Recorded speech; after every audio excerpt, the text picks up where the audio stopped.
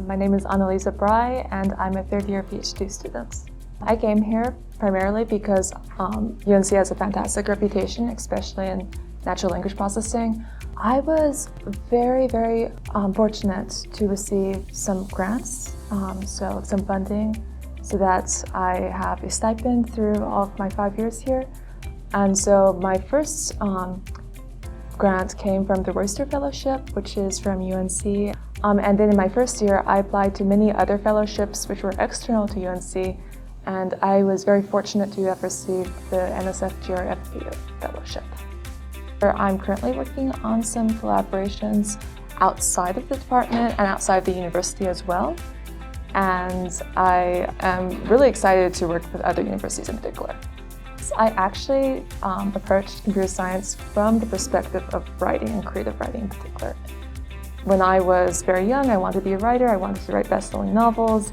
As you grow older, you realize that those dreams are very difficult to sort of follow through with. And I became very passionate about computer science, especially as an undergrad. And then nearing the end of my undergrad, I had this realization that I could combine the two.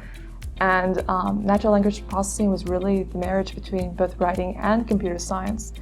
And so my research is basically geared towards writers, geared towards teachers and students, so people who want to learn how to write better or to evaluate writing. And so my goal is to develop methods of evaluating writing to determine what characteristics it has, what the quality is, and so forth.